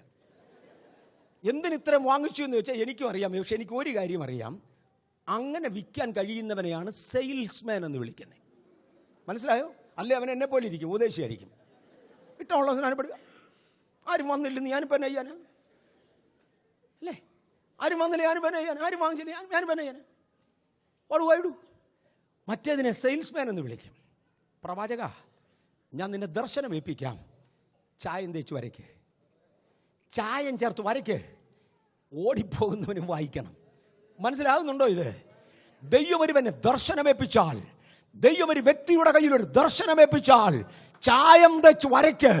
1, ദർശനം എഴുതി വെക്കുക. 2, ചായം തേച്ച് വരയ്ക്ക്. ചായം തേച്ച് വരയ്ക്ക്. ഓടിപ്പോകുന്നവൻ വായിക്കത്തക്കവണ്ണം, ഓടിച്ചു വായിക്കത്തക്കവണ്ണം. എല്ലാം നല്ല ആശയമാ, പക്ഷേ അതിന്റെ യഥാർത്ഥ തർജ്ജിമ ഓട്ടക്കാരൻ കണ്ടാൽ ഓടത്തക്കവണ്ണം. പഴയ രാജാക്കന്മാർക്ക് അഞ്ചൽക്കാർ, ഓട്ടക്കാർ എന്നൊരു തസ്തികയുണ്ട്. രാജ്യത്തെ അഞ്ചലുകൾ എത്തിക്കുവാൻ, പോസ്റ്റ് ലെറ്ററുകൾ എത്തിക്കുവാൻ, രാജാവ് ഒരു സന്ദേശം എഴുതിയാൽ അത് ഗവർണറുടെ കയ്യിൽ കൊണ്ട് കൊടുക്കുവാൻ കുതിരപ്പുറത്ത് കയറി ഓടിച്ചു പോകുന്ന ഓട്ടക്കാർ അക്കാലത്തുണ്ട്. ഒരു ഓട്ടക്കാരനും ഒരു സാധാരണക്കാരനും കൂടെ ചേർന്ന് ഈ എഴുതി വെച്ചിരിക്കുന്ന ദൂത് വായിച്ചാൽ ഓട്ടക്കാരൻ ഓട്ടം തുടങ്ങും, മറ്റവൻ വായിച്ചുകൊണ്ടും ഭംഗി കണ്ടുകൊണ്ടും അവിടെ ഇരിക്കും. ഇന്ന് ആ പകലത്തെ ദൂതിന്റെ മുമ്പിൽ ദൈവം നിയമിച്ച അഞ്ചൽക്കാർ ഇവിടെ ഉണ്ടോ, ഓട്ടക്കാർ ഇവിടെ ഉണ്ടോ? അവരെ ചൊടിപ്പിക്കത്തക്കവണ്ണം, അവരെ എഴുന്നേൽപ്പിക്കത്തക്കവണ്ണം ചായം തേച്ച് ദർശനം വരയ്ക്കുക. അത് ഡിസ്റ്റോർട്ട് ചെയ്തു പോകാതെ, അത് മങ്ങിപ്പോകാതെ, അതിന് തെറ്റുപറ്റാതെ വണ്ണം ഓടേണ്ടവർ ഓടേണ്ടതിന് വരയ്ക്കേ പ്രവാചക. അതിനാണ് താങ്കൾ കൊത്തളത്തിൽ ഇരുന്നത്, അതിനാണ് താങ്കളെ ഇരുത്തിയത്. മങ്ങത്ത ദർശനങ്ങൾ ദൈവജനത്തിന് മുമ്പിൽ കൊടുക്കുവാൻ സഭയെ ഏൽപ്പിക്കുന്ന ദൈവകൃപയ്ക്കായി എൻ്റെ കർത്താവിനെ ഞാൻ വാഴ്ത്തുന്നു. എന്നെ കൊണ്ട് കഴിവുള്ളിടത്തോളം ഉദാഹരണങ്ങൾ ഞാൻ ഇതിനിടുന്ന ചായമാണെന്ന് ഓർക്കുക. അത് ദൈവം എന്നെ ഏൽപ്പിച്ചതുകൊണ്ടാ. ദർശനങ്ങൾ വാങ്ങി കൈമാറുവാൻ ദൈവം നമുക്ക് പദവി തരട്ടെ. 10 more minutes നിർത്തിക്കൊള്ളാം. ജഡ്ജസ്, ന്യായാധിപന്മാരുടെ പുസ്തകം 6-ാം അധ്യായത്തിന്റെ 1-ാമത്തെ വാക്യം. ന്യായാധിപന്മാർ 6:1. ഇസ്രായേൽ മക്കൾ പിന്നെയും യഹോവയ്ക്ക് അനിഷ്ടമായത് ചെയ്തു. യഹോവ അവരെ 7 സംവത്സരം മിദ്യാന്റെ കയ്യിൽ ഏൽപ്പിച്ചു. നിൽക്കട്ടെ, ഇസ്രായേൽ മക്കൾക്ക് ഇടയ്ക്കിടയ്ക്ക് ഒരു തകരാറുണ്ട്. നമുക്കെല്ലാം ഉള്ളതാ. ഇടയ്ക്കിടയ്ക്ക് പറഞ്ഞാൽ കേൾക്കാത്ത. അങ്ങനെ ഇരിക്കുമ്പോൾ ഒരു പുതിയ ഐഡിയ വരും. ഇന്ന് പ്രാർത്ഥനയ്ക്ക് പോയില്ലേ ഇപ്പം എന്നാ ഇന്ന് പ്രാർത്ഥനയ്ക്ക് ഇരുന്നില്ലേ ഇപ്പം എന്നാ? ഒരു പുതിയ ഐഡിയ. ഇവർ ദൈവത്തോട് പാപം ചെയ്യാൻ തുടങ്ങി. അപ്പം ദൈവത്തിനൊരു പഴയ പരിപാടിയുണ്ട്. എപ്പോൾ പാപം ചെയ്താലും ഒരു ശിക്ഷ കൊടുക്കുക. ദൈവത്തിൻ്റെ ശിക്ഷയുടെ ക്രമമാണെങ്കിൽ ഭയങ്കരമാണ്. ആദ്യമേ കർത്താവ് പറഞ്ഞു, ഞാൻ അവരുടെ ഇടയിൽ ഒരു രോഗം അയക്കും, പിന്നെ നേരത്തിന് മഴ പെയ്യാതാകും, അങ്ങനെ പെയ്യാതായി അപ്പമെന്ന കോലി ഞാനങ്ങ് ഓടിക്കും എന്ന് പറഞ്ഞാൽ തിന്നാനൊന്നും ഇല്ലാതാകും, എങ്കിലേക്ക് നോക്കുമോ നോക്കും. അത് കഴിയുമ്പോൾ ഞാൻ ഉറവകൾ അങ്ങ് അടയ്ക്കും, വെള്ളം കുടിക്കാൻ ഇല്ലാതാകും, ഇവരെങ്കിലേക്ക് നോക്കുമോ നോക്കും. നമുക്കറിയാം, പക്ഷേ പ്രശ്നം റേഷൻ കടയിലെ ക്യൂ, മണ്ണെണ്ണ കടയിലെ ക്യൂ, ഗ്യാസ് കിട്ടാതിരിക്കുക, ഇതെല്ലാം ദൈവം ഇടപെടുക. ഇവൻ എങ്കിലേക്ക് തിരിയുമോ എന്ന്. അങ്ങനെയും തിരിയുന്നില്ലെന്ന് കണ്ടാൽ തമ്പുരാൻ പ്ലേഗ് അയക്കും, ബാധകൾ അയക്കും. ഈ ബാധ കൊണ്ടും ശരിയാകുന്നില്ലെങ്കിൽ ഞാൻ ശത്രുക്കളോട് പറയുമ്പോൾ ഇവനെ അറ്റാക്ക് ചെയ്തോളാൻ പറയും. അങ്ങനെ ശത്രുക്കളുടെ കയ്യിൽ ദൈവം ഇവരെ അങ്ങ് ഏൽപ്പിക്കും. ഇസ്രായേൽ മക്കൾ പിന്നെയും ദൈവത്തോട് പാപം ചെയ്തു. ദൈവം മിദ്യാന്യരുടെ കയ്യിൽ ഇസ്രായേലിനെ ഏൽപ്പിച്ചു. മറ്റെല്ലാം കഴിഞ്ഞാ മിദ്യാന്റെ കയ്യിൽ ഏൽപ്പിച്ചു. മിദ്യാന്റെ കയ്യിൽ ആയിക്കഴിഞ്ഞപ്പോൾ മിദ്യാന്യർ ഇവരെ കണ്ടമാനം അങ്ങ് ഉപദ്രവിച്ചു. അപ്പോഴത്തേക്ക് ഇവർ നിലവിളി തുടങ്ങി. ദൈവം ഒരു പ്രവാചകനെ അയച്ചു. ദൈവം ദർശനങ്ങൾ ഏൽപ്പിക്കുന്നത് അഭിഷക്തരായ ദൈവദാസന്മാർ മുഖേനയാണ്. മറക്കരുത്, അഭിഷക്തരായ ദൈവദാസന്മാർ മുഖേനയാണ്. ഞാൻ എൻ്റെ പാസ്റ്ററൽ ജോലിയുടെ ഷുവറിറ്റിക്ക് വേണ്ടി അല്ല ഇത് പറയുന്നേ. മനസ്സിലായോ? ഒരുപാട് പേർക്ക് ജോബ് അഷുറൻസ് ഉണ്ട്, ഇത്ര കൊല്ലം കഴിഞ്ഞാൽ പിന്നെ പിരിച്ചുവിടാനൊക്കെ ഉള്ളെന്ന്. അങ്ങനെ ഒന്നും നിൽക്കാൻ വേണ്ടി അല്ല ഞാൻ ഈ പറയുന്നത്. It's not that. ദൈവം ചിലരെ അഭിഷേകം ചെയ്യാറുണ്ട്. പക്ഷേ ഞാനൊരു മറുവശം കൂടെ പറയാം. എന്നെ ഇവിടെ ദൈവം നിർത്തിയിരിക്കുന്നത് നിങ്ങളെ രക്ഷിക്കാൻ വേണ്ടിയല്ല, നിങ്ങളെ രക്ഷിക്കുന്നത് യേശുവിനെ കൊണ്ട് മാത്രമേ പറ്റൂ. എന്നെ ദൈവം ഇവിടെ നിർത്തിയിരിക്കുന്നത് നിങ്ങളെ സൗഖ്യമാക്കാനല്ല, നിങ്ങളെ സൗഖ്യമാക്കാൻ യേശുവിന് മാത്രമേ കഴിയൂ. എന്നെ ആകപ്പാടെ ദൈവം ഇവിടെ നിർത്തിയിരിക്കുന്നത് ആ ക്രിസ്തുവിലേക്ക് ചിലരെ കൂടെ ആഷർ ചെയ്യുവാൻ. Praise the Lord. ഇവിടുത്തെ റിസപ്ഷൻ ടീമിനായി ഞാൻ എൻ്റെ ദൈവത്തെ സ്തുതിക്കുന്നു. ഇവിടുത്തെ റിസപ്ഷൻ ടീം ഇവിടെ വരുന്ന ആളുകളെ ഒഴിഞ്ഞു കിടക്കുന്ന കസേരകളിലേക്ക് കൊണ്ടിരുത്തുന്നത് പോലെ ചില ആത്മാക്കളെ ദൈവത്തിലേക്ക് കൊണ്ടുവരികയല്ലാതെ, കൊണ്ട് കാണിക്കുകയല്ലാതെ പിടിച്ചു കൊണ്ടുവരുവാൻ പാസ്റ്റേഴ്സിനെ കൊണ്ടൊക്കത്തില്ല, എന്നെ കൊണ്ട് നടപ്പില്ല. We just assure you. ഇന്ന് പകലും ചിലരെ കൂടെ ക്രിസ്തുവിന്റെ കൃപയിലേക്ക് ആഷർ ചെയ്യുവാൻ ഇവിടെ നിർത്തിയിരിക്കുന്ന ദൈവ കാരുണ്യത്തിനായി എൻ്റെ കർത്താവിനെ വാഴ്ത്തുകയാണ്. വരുന്നവർക്കായി സ്തോത്രം. ഒരു പ്രവാചകനെ അയച്ചേച്ച് പറഞ്ഞു, ഞാൻ നിങ്ങൾക്കൊരു വിടുതൽ തരാം, നിങ്ങളൊന്ന് മാനസാന്തരപ്പെട്, അങ്ങനെ ദൈവം ഗിദെയോൻ എന്ന് ഒരുത്തനെ തെരഞ്ഞെടുത്തു. 6-ാം അധ്യായം 11-ാമത്തെ വാക്യം വായിച്ചാട്ടെ. അനന്തരം യഹോവയുടെ ഒരു ദൂതൻ വന്ന് ഒഫ്രയിൽ അബിയേസിനായ യോവാസിന്റെ കരുവേലത്തിന് കീഴിൽ ഇരുന്നു. അവന്റെ മകനായ ഗിദെയോൻ ഗോതമ്പ് മിദ്യാനയുടെ കയ്യിൽ പെടാതിരിക്കേണ്ടതിന് മുന്തിരിച്ചക്കിനരികെ വെച്ച് മെതിക്കുകയായിരുന്നു. ഞാൻ ഇതങ്ങ് നിർത്തുകയല്ലാതെ മാർഗ്ഗമില്ല. നമുക്ക് അടുത്തൊരു ഞായറാഴ്ച ദൈവം തരുമ്പോൾ തുടരാം. ഒരു ഞായറാഴ്ച ആണെന്ന് എനിക്ക് തോന്നുന്നില്ല. കർത്താവ് അനുവദിച്ചാൽ ഇന്ന് വൈകിട്ട് ഞാൻ കേരളത്തിലെ കൺവെൻഷനുകൾക്ക് വേണ്ടി മറ്റും പോകും. വരുന്ന ഞായറാഴ്ച കർത്താവ് അനുവദിച്ചാൽ ഇന്ന് സഭ എനിക്ക് വേണ്ടി പ്രാർത്ഥിക്കണമെന്ന് ഞാൻ അപേക്ഷിക്കുന്നു. ഒത്തിരി കാര്യങ്ങളുണ്ട്. വരുന്ന ഞായറാഴ്ച ദൈവം അനുവദിച്ചാൽ 8:30 മണിയോടുകൂടെ 9-നകം ഞാൻ ഇവിടെ സഭാ ഹാളിൽ വരും. ഇവിടെ ശുശ്രൂഷയിൽ ഉണ്ടായിരിക്കും. 12 മണിയോടുകൂടി സഭാ ഹാളിൽ നിന്ന് തന്നെ തിരിച്ച് പിന്നെയും പോകും അടുത്ത കൺവെൻഷന് വേണ്ടി. 2 ആഴ്ച ഈ ഒരു ബ്രേക്ക് ഇവിടെ കിട്ടുന്നതനുസരിച്ച് really it's a change of flight. ഹൈദരാബാദിലെ ഒരു മീറ്റിംഗ് കഴിഞ്ഞ് ഈ ശനിയാഴ്ച രാത്രിയിൽ എനിക്ക് ഹൈദരാബാദിലൊരു മീറ്റിംഗ് കാണും. അത് കഴിഞ്ഞ് ഞായറാഴ്ച രാവിലെ കൊച്ചിക്കുള്ള ഫ്ലൈറ്റിൽ പോകുന്ന കൂട്ടത്തിൽ ബാംഗ്ലൂരിലെ ഒരു 4-5 മണിക്കൂർ ബ്രേക്ക് കിട്ടും. That's all. ആ ബ്രേക്ക് ടൈമിലായിരിക്കും ഇവിടെ വരുന്നത്. ഇവിടുന്ന് തന്നെ തിരിച്ചു പോകേണ്ടതായിട്ടും വരും. എനിക്ക് വന്ന ഡ്രസ്സൊക്കെ ഇവിടുന്ന് മാറിക്കൊണ്ട് പോകേണ്ടി വരും എനിക്ക്. അതിൻ്റെ പിന്നത്തെ ആഴ്ചയിൽ സമയം കാണും. കാര്യം ശനിയാഴ്ച എന്നോട് വരും. വന്നാൽ ഒരാഴ്ച ഇവിടെ കാണും. ദൈവം അനുവദിച്ച ഫെബ്രുവരി മാസം മുതൽ മെയ് മാസം വരെയുള്ള സമയങ്ങളിൽ അധിക ദിവസങ്ങൾ വെളിയിൽ പോകത്തില്ല. ഇവിടെ ഉണ്ടായിരിക്കുമെന്ന് ഞാൻ കരുതുന്നു. കർത്താവ് ഇതുപോലെയൊക്കെ വിട്ടാൽ അതോടുകൂടെ സഭയുടെ മുഖച്ഛായ മാറിയിരിക്കും. സഭയുടെ സംഗതികൾ മാറിയിരിക്കും. അതതിൻ്റെ ചേഞ്ചിൻ്റെ സമയമാണ്. ജൂൺ മാസത്തേക്ക് നമ്മൾ പ്രവേശിക്കുന്നത് ഈ ഷേപ്പിലല്ല. ഐ റിപ്പീറ്റ്, എന്നെ അയച്ച, എന്നോട് സംസാരിച്ച, എന്നെ വിളിച്ച, എന്നെ നിർത്തിയ, എന്നെ അഭിഷേകം ചെയ്ത ദൈവത്തിന്റെ നാമത്തിൽ ജൂൺ മാസത്തിൽ സഭയുടെ മുഖച്ഛായ ഇതല്ല. ഫെബ്രുവരിയിൽ ഇതല്ല. ഇവിടെ കൂട്ട രോഗശാന്തികൾ നടന്നുകൊണ്ടിരിക്കും. ഇന്നും നടക്കും. ഇവിടെ കൂട്ട വിടുതലുകൾ നടന്നുകൊണ്ടിരിക്കും. ഇത് ബെഥസ്ദ കുളമെന്നതുപോലെ ആകപ്പാടെ മാറിക്കഴിഞ്ഞു. ഇത് 2011. മാനസിക പ്രശ്നങ്ങൾ, ശാരീരിക പ്രശ്നങ്ങൾ, സാമൂഹിക പ്രശ്നങ്ങൾ ദൈവസന്നിധിയിൽ അഴിഞ്ഞു മാറും. വളഞ്ഞതൊക്കെയും ചൊവ്വായി വരുവാൻ, താണതിനെ ഉയർത്തുവാൻ, ഉയർന്നതിനെ താഴ്ത്തുവാൻ ദൈവം ലെവൽ ചെയ്യാൻ പോകുകയാ.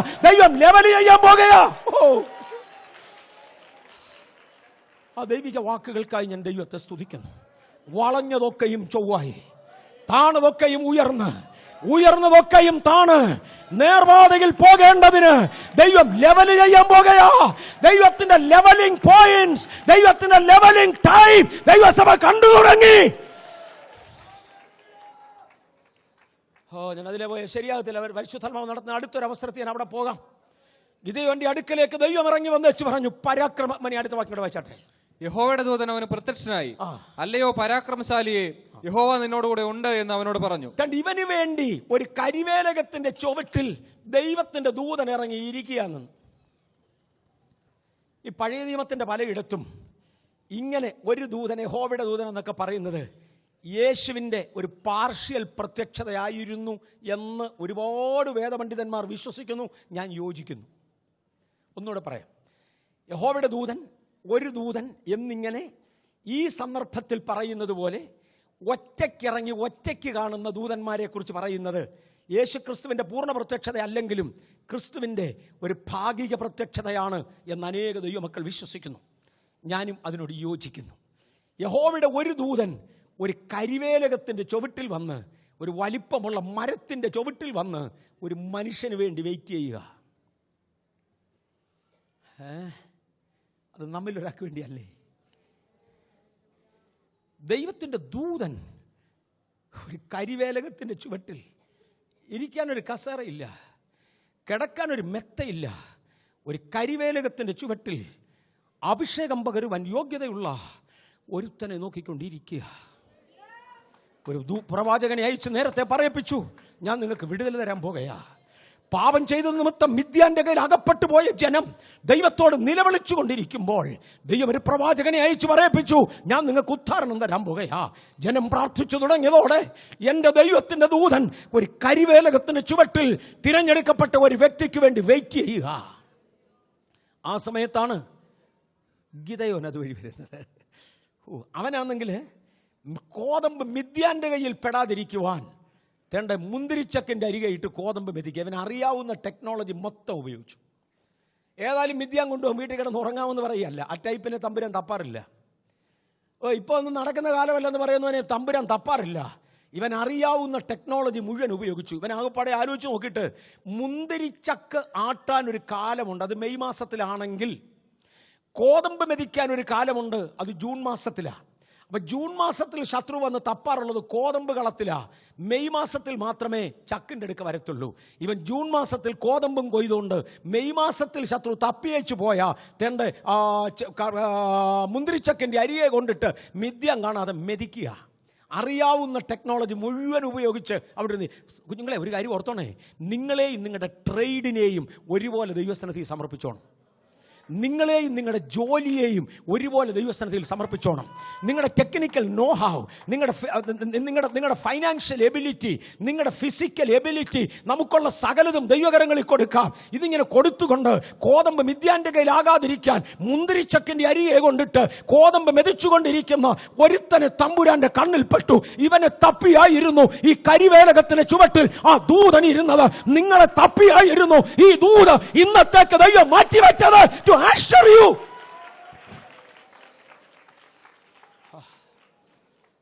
ഇവനെ കാണുകയും ദൂതൻ ഒരു വിളിച്ചു, പരാക്രമശാലിയെ, യഹോവ നിന്നോടുകൂടെ.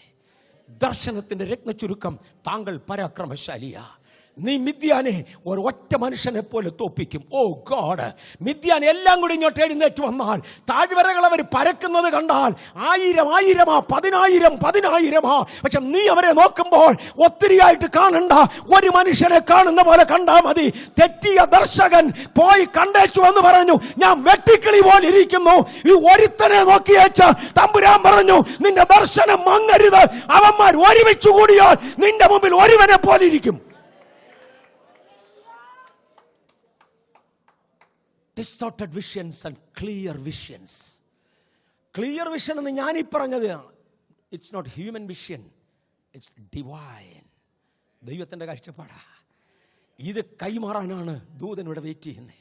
നമ്മിൽ ചിലരിലേക്ക് ദൈവിക ദർശനം കൈമാറുവാൻ ദൂതൻ വെയിറ്റ് ചെയ്യുന്നുണ്ട്. ഈ ഗിദെയോനാണെങ്കിൽ അങ്ങനെ വലിയ ഒരിക്കോൾ വിശ്വാസിയൊന്നുമല്ല കേട്ടോ. ഇവനോട് ചോദിച്ചു, യജമാനെ എന്നെ ഈ പറയുന്നത് യഹോവ നമ്മുടെ കൂടെ ഒന്നു, യഹോവ നമ്മുടെ കൂടെ ഒന്നു ഉണ്ടെങ്കിൽ ഈ ഗതികേട് വല്ലതും വരുമോ? നമ്മുടെ പിതാക്കന്മാർ നമ്മളോട് പറഞ്ഞിട്ടുള്ള അത്ഭുതമൊന്നും കാണുന്നില്ല, നമ്മൾ കേട്ടിട്ടുള്ളതൊന്നും നടക്കുന്നില്ല. യഹോവ നമ്മുടെ കൂടെ ഉണ്ടെന്ന് ആര് പറഞ്ഞു? ഇല്ല മോനെ, നിന്റെ പരാക്രമം, നിന്നെ കണ്ടിട്ട് നിന്നെ പരാക്രമശാലിയാക്കാൻ എനിക്ക് കഴിയുമെന്ന് തോന്നുന്നു. അതുകൊണ്ടാണ് ഞാൻ നിന്നെ പേര് പറഞ്ഞ് വിളിച്ചത്. ഭീരി വന്ന ആ ചിന്ത ഒന്ന് മാറി മറ്റേ ദർശനം നിന്റെ അകത്ത് കയറട്ടെ. അടുത്ത ദിവസം എങ്ങനെ വന്നോളാം, എന്നതങ്ങ് നിർത്തട്ടെ. ഇയാളങ്ങോട്ട് ശരിയാകാതെ വന്നപ്പോൾ തമ്പുരാൻ പറഞ്ഞു, ഞാൻ പറയുന്നതൊക്കെ ചെയ്യ്. അപ്പോൾ ഇങ്ങനെ തിരിച്ചു പറഞ്ഞ കർത്താവേ, അങ്ങനെ ആണെങ്കിൽ ഞാനും 1-2 പരീക്ഷണമൊക്കെ നടത്തി നോക്കട്ടെ, ദൈവം തന്നെയാണോ എന്നറിയാൻ. 2 പേരും അങ്ങോട്ടും ഇങ്ങോട്ടും ശോധന ചെയ്തു. നമുക്ക് ശോധന പിന്നെ ഒരു ദിവസം എടുക്കാം. ഒത്താൽ നമുക്ക് അങ്ങോട്ടും ഇങ്ങോട്ടുമൊക്കെ 2 പേരും ശോധന ചെയ്തു. ഒടുവിൽ ഇത് ദൈവമാണെന്ന് അദ്ദേഹത്തിന് തെളിവായി. തമ്പുരാൻ പറഞ്ഞു, നീ പോയി ഞാൻ പറയുന്ന ക്രമീകരണം ചെയ്തേച്ചു. ഇനി അഭിഷേകത്തിന് വേണ്ടി ചുമ്മാ വായും പൊളിച്ചു വന്നാൽ ഒന്നും കിട്ടത്തില്ല മോനെ. ഞാൻ നിൻ്റെ വീട്ടിലോട്ട് നോക്കിയിട്ട് അവിടെ ഒത്തിരി ക്രമീകരണം വേണം. നിൻ്റെ അപ്പൻ്റെ പശുത്തൊട്ട് മുതൽ ക്രമീകരണം നടക്കാനുണ്ട്. നീ പോയി ക്രമീകരണം നടത്തിയേച്ചു വാ, ബാക്കി പിന്നെ പറയാം. അവൻ അതുപോലെ അങ്ങ് അനുസരിച്ചു പോയി ആ ക്രമീകരണങ്ങളൊക്കെ ചെയ്തു. Praise the Lord. ക്രമീകരണം കഴിഞ്ഞ് മടങ്ങി വന്നപ്പോൾ തമ്പുരാൻ പറഞ്ഞു, ഒരു 300 പേരെ എനിക്ക് നിൻ്റെ കൂടെ വേണം. അവർക്ക് കയ്യിൽ ഓരോ പന്തങ്ങളും ഊതാൻ ഓരോ കാഹളങ്ങളും കൂട്ടത്തിൽ ഒരു മൺകുടവും കൂടെ വേണം. നമ്മുടെ ഈ മൺചട്ടിയെ ഇതിനകത്തൊരു കത്തുന്ന പന്തം, അത് തമ്പുരാൻ തന്നതാ. കയ്യിൽ ഊതാൻ ഒരു മൈക്രോഫോണും. ഇത്രയും മതി, ഇത്രയും കൊണ്ട് വാ. എല്ലാം കൊണ്ടുവന്നു. പക്ഷെ 300 പേരെയും കൊണ്ട് താഴ്വരയിൽ നിറഞ്ഞു കിടക്കുന്ന ബലവാന്മാരുടെ സൈന്യത്തെ നേരിടുവാൻ പ്രയാസമായി വന്നപ്പോൾ പറഞ്ഞു, നിനക്ക് കുറവ് ഒരു ദർശനമാണ്. ബാ, നിനക്ക് പേടിയുണ്ടെങ്കിൽ നീയും നിൻ്റെ ആയുധവാഹകനും മാത്രം, ഞാൻ ഇന്ന് വാക്യം വായിക്കുന്നില്ല, ഇവിടെ അങ്ങോട്ട് ക്ലോസ് ചെയ്യുക. നീയും നിൻ്റെ ആയുധവാഹകനും മാത്രം ഒറ്റയ്ക്ക് ആ ശത്രുപാളയത്തിലോട്ടൊന്ന് കയറി ചെന്നപ്പോൾ ഒരുത്തനൊരു സ്വപ്നം കണ്ട് മറ്റവനോട് വിവരിക്കുക. ഒത്തിരി പേർക്ക് ആ സ്വപ്നം അറിയാം. അവൻ കണ്ട സ്വപ്നം ഇതാണ്. എബ്രായരുടെ കോളനിയിൽ നിന്ന്, അവിടെ എല്ലാം കൂടെ 301 പേരേ ഉള്ളൂ. 300 കലം പിടിച്ച പാർട്ടികളും മൺകുടം പിടിച്ച പാർട്ടി 300 എണ്ണവും. ദെൻ ഒരു പുള്ളി പരമവിട്ടി, അങ്ങനെ അവർ വിളിക്കട്ടെ, ഗിദെയോനും നിൽക്കുന്ന സമയം. ഈ 301 പേരെ കൊണ്ട് എന്നെ ചെയ്യാൻ ഇത് മഹാപുരുഷാരം കിടക്കുക. ഇതിനകത്തുനിന്നാണ് ഗിദെയോൻ അങ്ങോട്ട് ചെന്നപ്പോൾ അവിടുത്തെ സ്വപ്നം കാണുന്നത്. എബ്രായൻ്റെ പാളയത്തിൽ നിന്ന് ഒരു യവത്തപ്പം ഉരുണ്ടുരുണ്ടുരുണ്ട് നമ്മുടെ പാളയത്തിലോട്ട് കയറി. ആ യവത്തപ്പം തൊട്ടപ്പൊടിഞ്ഞു പോകുന്ന യവത്തപ്പം വന്ന് നമ്മുടെ ഒരു കൂടാരത്തിൻ്റെ തൂണിനിട്ടിടിച്ചു. കൂടാരത്തിലെ ഏറ്റവും ബലമുള്ളത് തൂണാണ്. തൂണ് തകർന്ന് താഴെ, അപ്പത്തിനൊരു കേടുമില്ല. അതുവഴി കൂടാരം പൊളിഞ്ഞു. ഇത് ഉരുളിച്ച് നിന്നില്ല, ചെന്ന് രണ്ടാം കൂടാരത്തിനകത്ത് കയറി. അതിനകത്തെ ഒരു തൂണിനിടിച്ചു. കൂടാരം താഴെ, അപ്പം പോകുക. ഇതെന്തൊരു ദർശനമാടാ.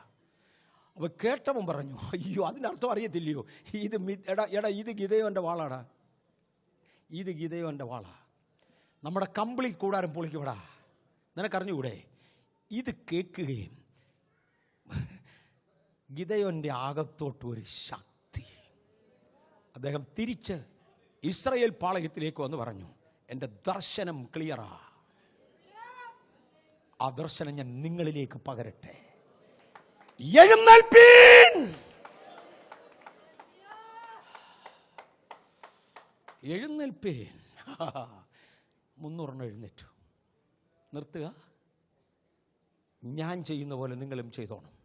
ശിഷ്യത്വം, no question, no cross question.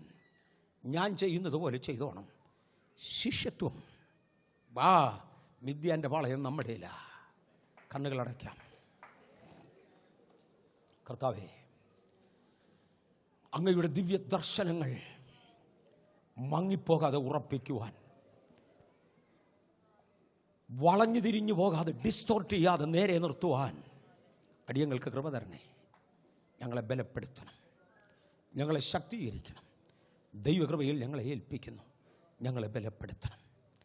ഇന്ന് രാത്രിയിൽ ഇന്ന് പകൽ അങ്ങയുടെ ജനത്തെ ഞാൻ ദൈവകരങ്ങളിലേക്ക് ഉയർത്തുന്നു.